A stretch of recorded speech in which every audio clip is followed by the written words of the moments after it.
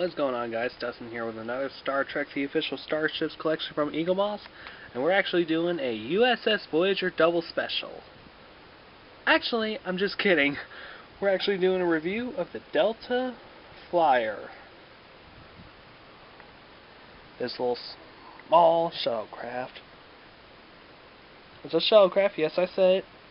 Launched in 2375, length of 21 meters, small, and standard crew 4.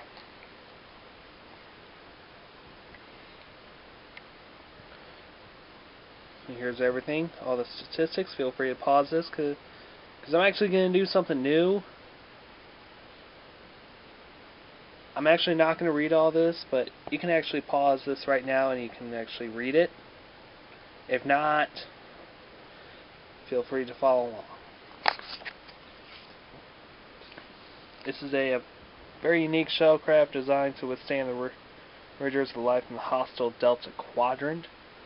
This was built by the senior crew of the U.S.S. Voyager during their time in the Delta Quadrant. Hence the name. It was faster, better armed, and more rugged than a regular Starfleet shuttlecraft. The initial idea for the Delta Flyer came from 7 of 9 during a mission to survey a proto-nebula aboard a Class 2 shuttle. After hearing Melania Torres and Tom Paris complaining of having a Class 2 claustrophobia,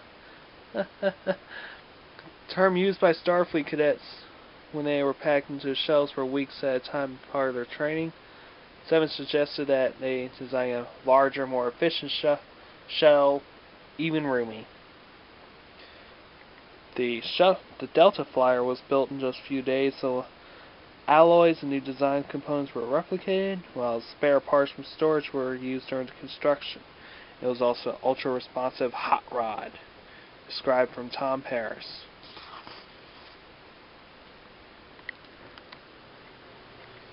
The Delta Flyer 2 can achieve faster sublight speeds than its predecessor, thanks to its pop-out impulse thrusters.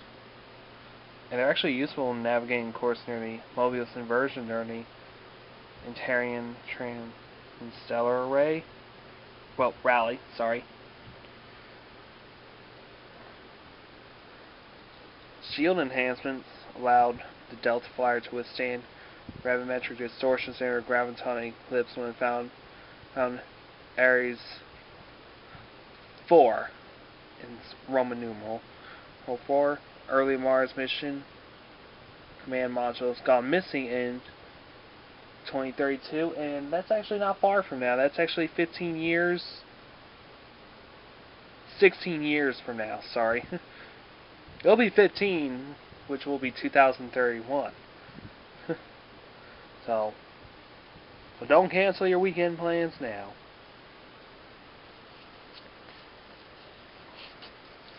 After a mission where the Voyager crew stole Borg transport coil 79 was captured by the Borg, and this coil was actually installed aboard the Delta Flyer to travel to the vast Borg Unicomplex Rescue 7, and it actually met its early demise in 2377 was using a daring raid on Borg tactical cube as part of the mission to help the drones in Unimatrix 0. Borg Queen targeted the flyer and destroyed it, not before the occupants beamed onto the cube. So think of that as a last-minute desperate attempt to get on there.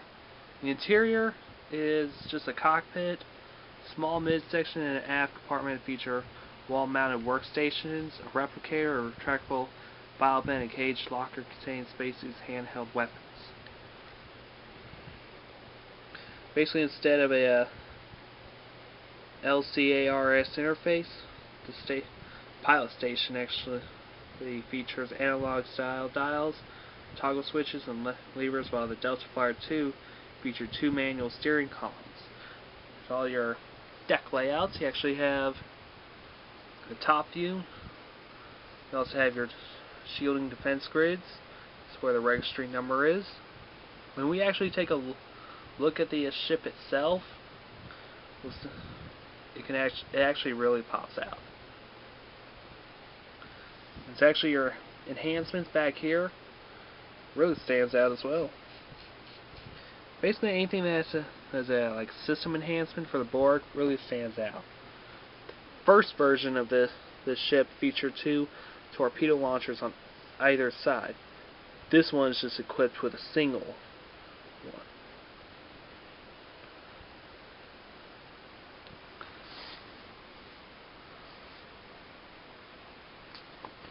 So, designing the Delta Flyer, how did they do it? Resident illustrator Rick Sternbach explains the thinking behind its design process for the creation of the Delta Flyer.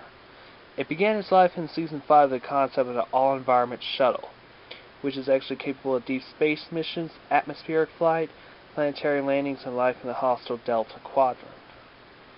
It's made a few excursions to deep ocean water, solid rock, and a graviton ellipse, recover and refurbish each time to carry on. The little ship that could. Think of that as like the little engine that could. I think I can, I think I can, I think I can, climbing up that hill. For this show, it can do just about anything, so beat that little blue engine. The search for the right design for the Delta Flyer is really complicated. So basically for this, always your first step is draw out sketches. There are some simple shapes, plausible extensions of Starfleet hardware, familiar wedges, and streamlined darks. Some actually look like little Voyagers. Others look like larger versions of shells that they already have, like some of the elements of the runabout in the Defiant shell chassis.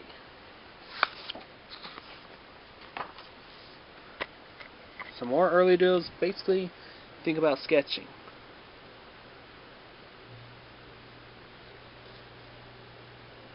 It actually took shape as Sternbach experiment, like different looks for the nose and warp nacelles. And this is where you start to get he started very getting close. He started to hit the nail on the head. Made larger pencil drawings that include much more surface detail. And finally, in relation to a human, civilian, or Starfleet personnel to the shuttle, you hit the nail on the head.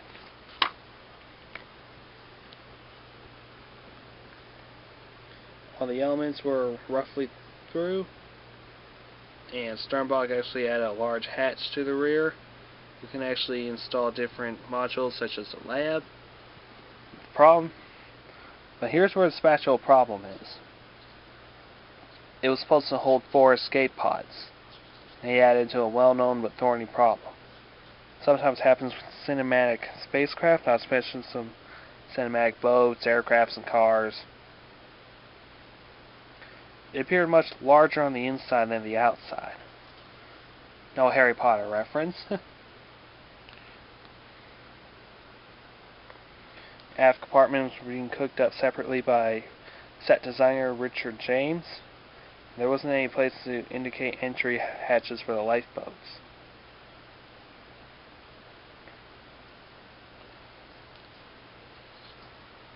So, they basically had to work with it.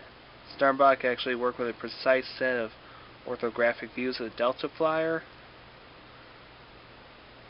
CG modeler Rob Bonchun knew exactly where to add all the hardware, basically all your landing gear. This is your original. The original construction was supposed to be nearly 50 feet long, but it was later decided it needs just to be a little bit larger. So it actually grew to 70 feet. So, okay, this camera is going to make me lose my mind. But actually, captured about halfway. I was not going to start all over again. So, the first footage you've already seen, that's already going to be about half of what I already covered. So I am not going to go back and do the whole thing over again. Yeah, continue where I left off. Computer. So, instead of basically making a model, they just went computer graphics. And the lighting actually looks awesome. Visual effects company Foundation Imaging was creating all the CG ships for the show, basically by the time the 5th season came around. The task of building the Delta Flyer was given to one of their modelers. So Rob Bonchoon went on, became senior CG supervisor for the last 7 years. The franchise's television run. Back in 1998, he never built a CG ship entirely on his own. So basically building a CG model, it can really scare you. Like, you gotta make sure it is right, and you don't want it to be wrong. The lighting for the Delta Flyer, one area where Bonchoon could add his own creativity, it also makes the ship much more organic. And he did add in the air brakes, and they're actually the hardest element to get right. Hinge upward and curve part of the hull.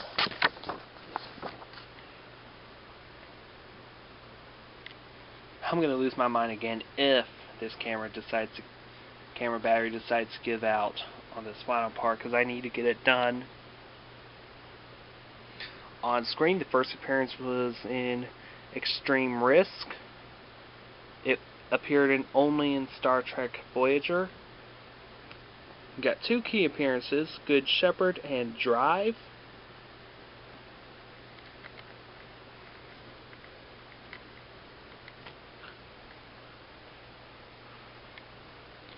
Good Shepherd's where a crew efficiency review reveals that 3 crew members from the lower decks are failing to meet expectations.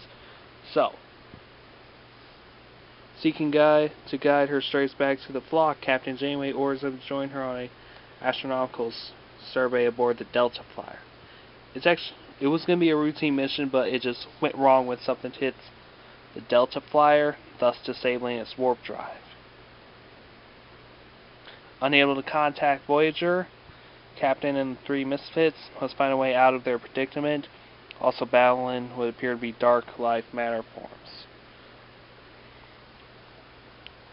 In Drive, while testing out the new Delta Flyer 2, Tom Paris gets involved in an impromptu race with a ship piloted by an alien woman named Arania.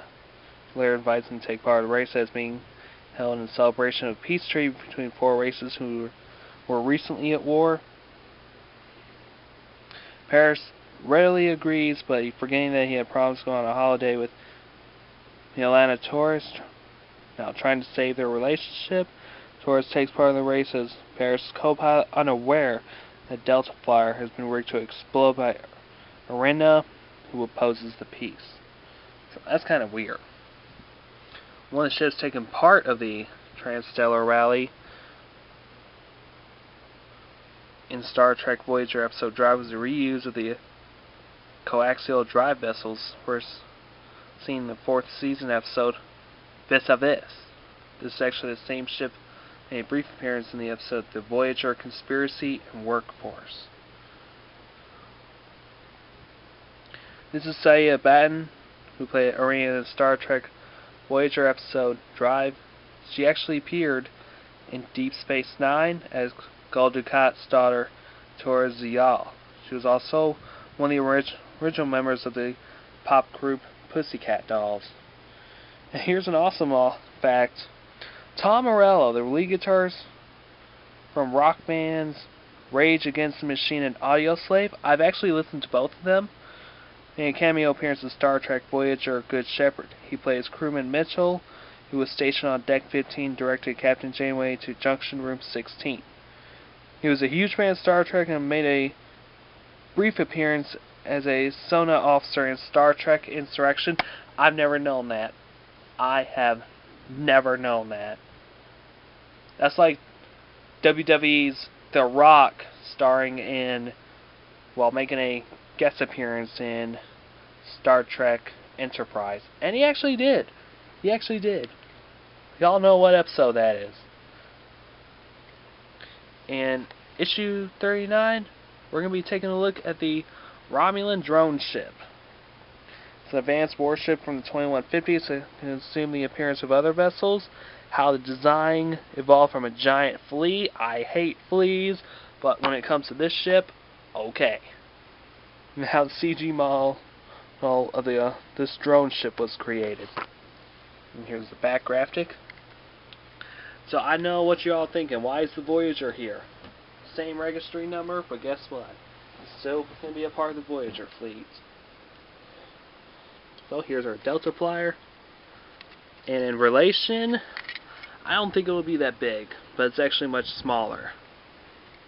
Basically, it's 70 meters for a ship like this, not bad. You also got your Borg enhancements. Here's one up here. There's another one down here, which actually makes it look awesome. Front, I wouldn't mind piloting this thing, which actually looks pretty cool. One light small ship like this is really amazing. It carries the registry number of the U.S.S. Voyager and all the markings involved with Voyager, such as ship identification of where that ship came from,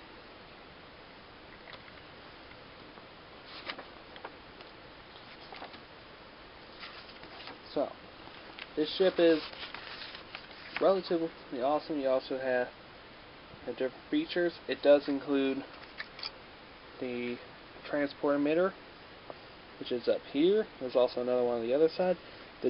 You also have the defensive grids for the. These are your defensive grids. They really pop out. They just etched it in there, which actually looks pretty cool.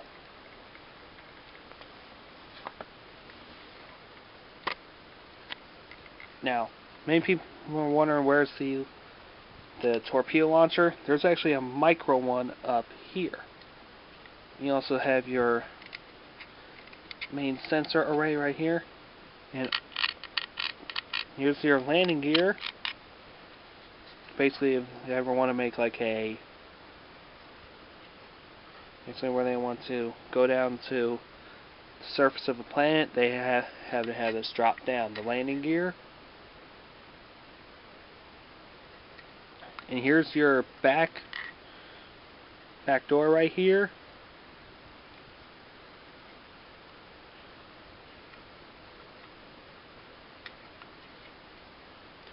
You also have your vent flushes. There's one here. It's basically emergency warp plasma flush. You got one there, and there's one here.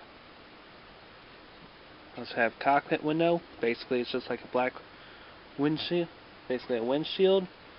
You actually have the dorsal communications antenna, which actually communicates from either the Voyager to the Delta Flyer, or the Delta Flyer to like source of communications, so on. Basically, etc., etc., etc. This ship actually looks pretty cool. Okay, remember what I said when I said I'm gonna blow a gasket if this camera ever gave out? I'm gonna make this ending real quick. If you like this video, leave a comment. Like this video. I know both have them backwards.